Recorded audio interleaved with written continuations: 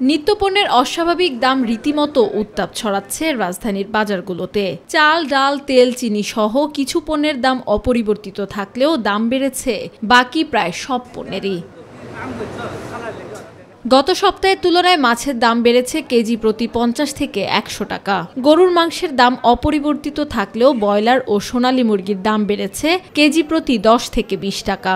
ইলিশ মাছ KG আসলো 1 কেজিটা 2200, বর্তমানে 2300। 1 কেজির নিচে যেটা এটা ছিল 2000, বর্তমানে 2100। গত সপ্তাহের তুলনায় এই সপ্তাহে কেজি প্রতি 100 টাকা বাড়ছে। সব মালের দাম বাড়তি। এদিকে চলমান তাপদাহের সঙ্গে পাল্লা দিয়ে বেড়েছে সবজির দাম। কাঁচামরিচ, পেঁপের পাশাপাশি দাম বেড়েছে বেশ কিছু সবজির।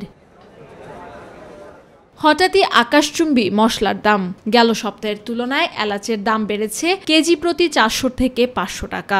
গোলমরিচ 200 থেকে 250 টাকা। লবঙ্গ, কিশমিশ সহ সব ধরনের বাদামের দাম বেড়েছে কেজি প্রতি 100 থেকে 300 টাকা।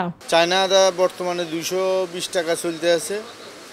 এরপরে আপনার সবচেয়ে বেশি বাড়ছে এখন এলাচি, আপনার লং, গোলমরিচ, কাঠবাদাম, কাজু বাদাম, এরপরে আলু বখরা, কিশমিশ, এইগুলির দাম অত্যন্ত বেশি।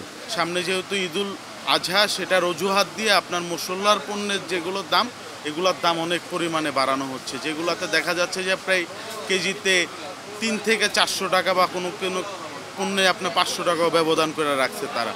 বাজারের এমন অস্থির অবস্থায় নাকাল ভোক্তারা। বাজারের পরিস্থিতি নিয়ন্ত্রণে যথাযথ মনিটরিংয়ের দাবি ভোক্তাদের। বাজার মহল্লাতে দেখলাম শসা 60 টাকা, এখানেও আসছি এখানেও 60 টাকা। আসলে আমরা কারণ বাজার আসিতে একটু যাতে সাশ্রয়ে কিনতে পারি। বাজার তো আমাদের হাতে আছে, বাজার যারা নিয়ন্ত্রণ করে তাদের। আমেনা হীরা, মাই টিভি, ঢাকা।